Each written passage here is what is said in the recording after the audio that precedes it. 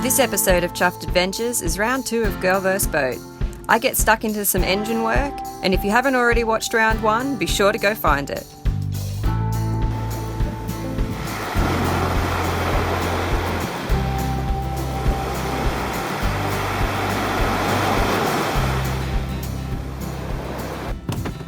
Okay, I am going to try to tackle the water filter now. I don't know if this is going to happen. Oh, I'll tap it.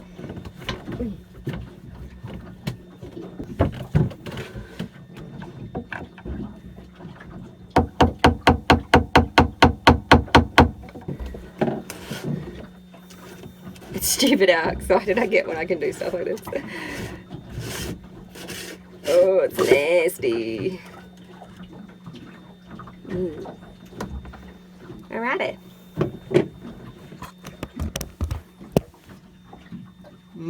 Delicious.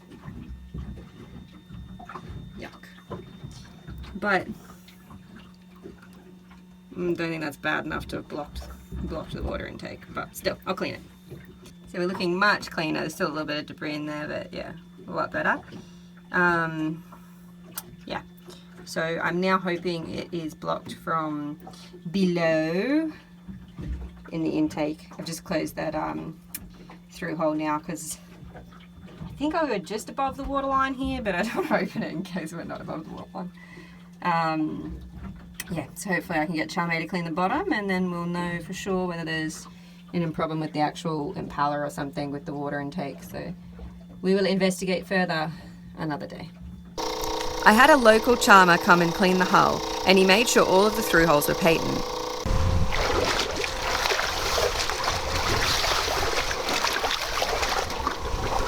Okay, bottom's clean, gonna start the engine, and I'm really hoping water comes out.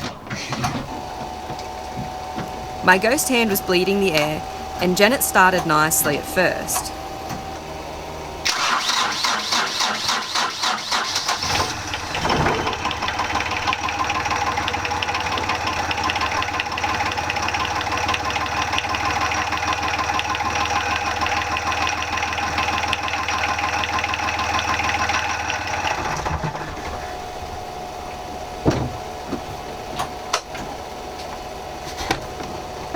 I take it that's not a good sign. I don't think this is the problem, but there is a fish in our water filter, so I'll take the cover off again and rescue this silly little bugger. Oh, I'm sorry. Am I not meant to be here? Oh, you stressed out, buddy. I'll return you. Would have been weird. At least we know that's open, huh? But then why is my engine not working? You don't know?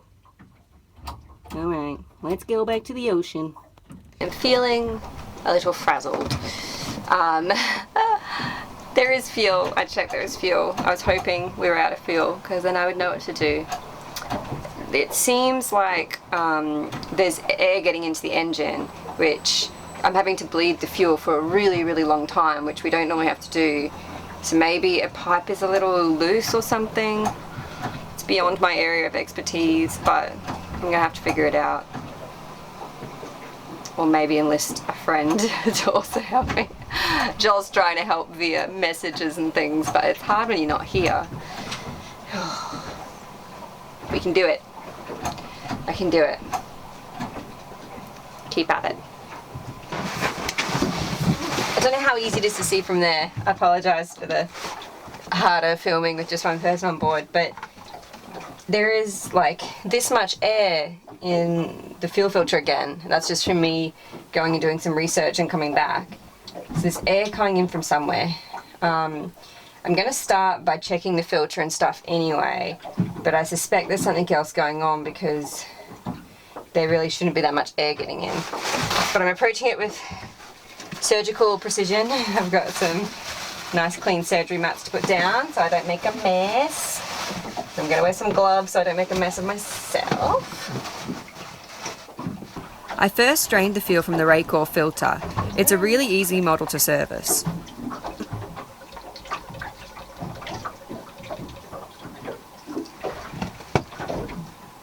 It's actually not too dirty. But I'm going to check this filter. So the filter sits within the unit like this, and there's a little, you can kind of see there's a little elbow thing, arm that you can poke up, and then you can grab it and pull it out. So just grab this little guy up using that, and then out he comes. And he's a little bit filthy. So here's the new one, nice and clean. It's where are we? 30 micron. So it actually came with a 2 micron one, which does not agree well with our engine. So that's something that was important to check I got the right one. So we just pop him in there. Like so. Make sure he's in all the way. Put the lid back on. Make sure the O-ring is in place nicely, which it is. I was thankfully invited to the beach. Good timing for an engine break. You all may remember the puppies that were living over on the beach earlier this year. One of the puppies, Laddie, was adopted by the local expat bar. Hello!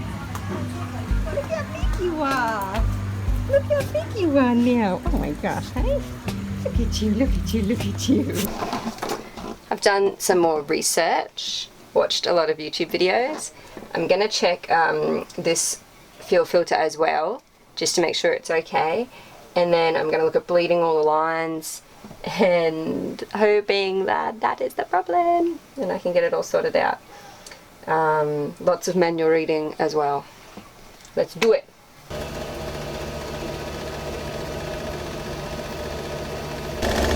I don't know if you can hear the air coming out of there. I've been bleeding that for ages and ages. I may have identified a problem. Look at that leak. Maybe that's where my air's coming from. Maybe. I need to fix that.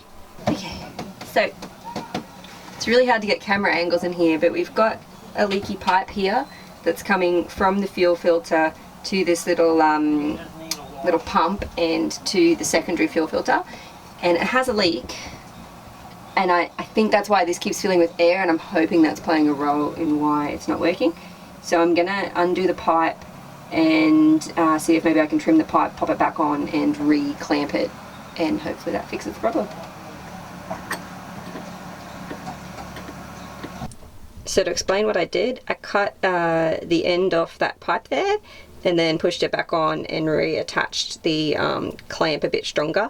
So they're the little pieces I cut off using my scalpel blade and surgical skills. So I'm really hopeful that was the problem. That would be so nice if it was. Janet continues to play hard to get. So this has now been changed. The other fuel filter's been changed, fixed the leak. Did get the engine going for about 30 seconds. But no water was coming out again. So now it ran long enough that I could actually have a look at things though, and this naughty impeller for the salt water intake was not spinning. So I'm going to take that off and inspect. Alrighty, I'm just getting it off. I've got this under there to try and catch some of the salt water. I would just like to point out I did close the Seahawk, so obviously to make sure that no water comes through here. But looky here, I feel like he should have a part there. And now you're only meant to spin them in the direction they're meant to go, which is that way for this one. Oh, he doesn't want to spin. So he's like really seized. I'm starting, sorry, it's hard to film and show you guys, but like it's really stuck in there. I'm having to like physically loosen each part. It's like gone stiff and hard so that I can try and get the little bugger out without having it fall to pieces. We do have a spare apparently, so fun. There's a few options on how to do this, but I'm using a veterinary option of just using my vet gear to slowly pull each little arm bit by bit. And apparently I have to go on a search mission for missing arm, which I'm not looking forward to. Alright, here's off. And now this new one has to go on. They basically, you just have to make sure you do it all in the exact same way. So making sure that that part's going in and that part's coming out, just like how I pulled it out. You see how nasty that other one was though. You can probably see there, I think, what I am doing. I don't know how to make him squishy in like that.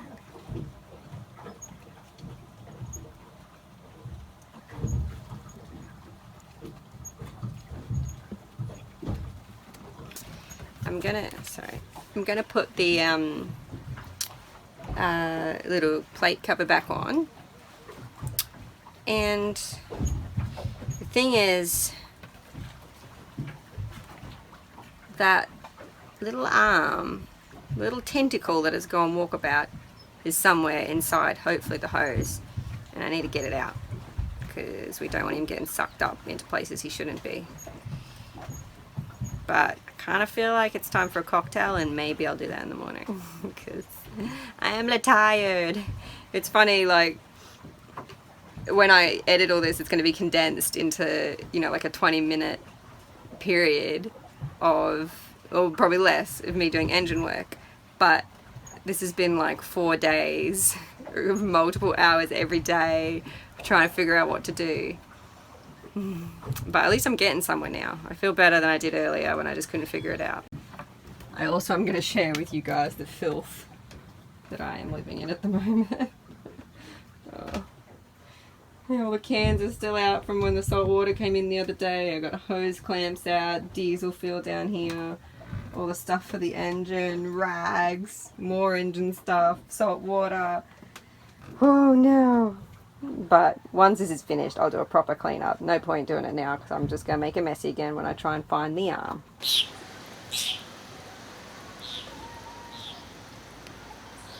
Alright crew, new day. Plan is today to take this hose off to start with and empty it out in the search for missing arm. If it's not there, I'm going to just have to keep going until I find it. So fingers crossed, it is here. That's what we all want.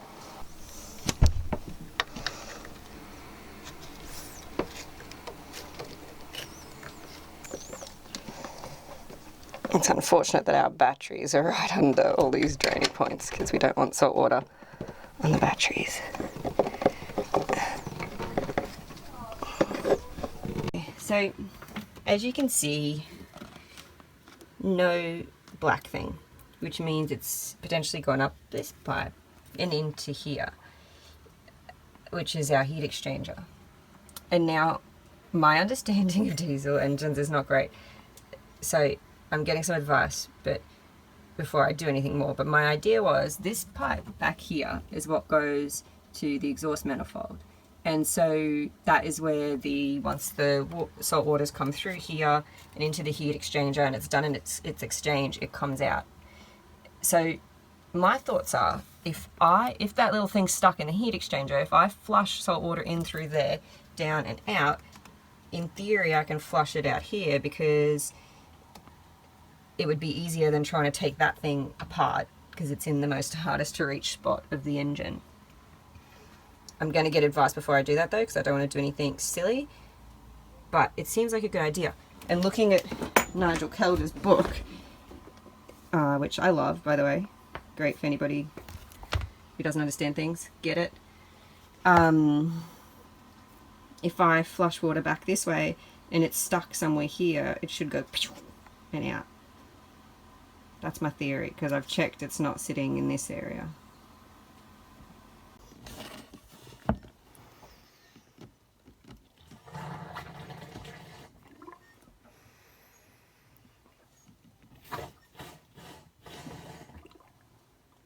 Alright, so after all that, this fella's still not spinning.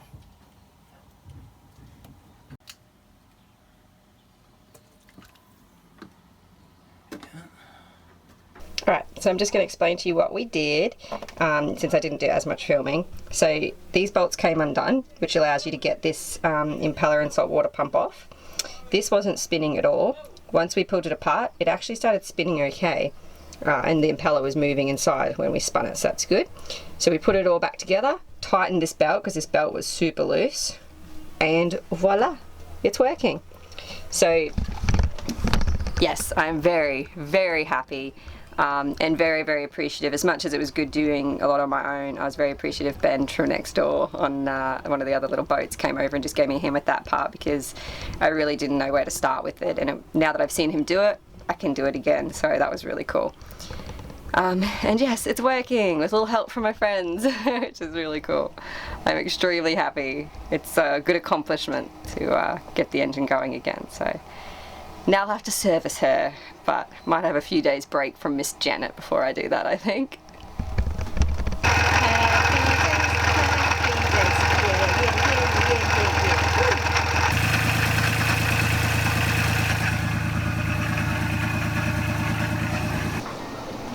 Hello Chuffed crew.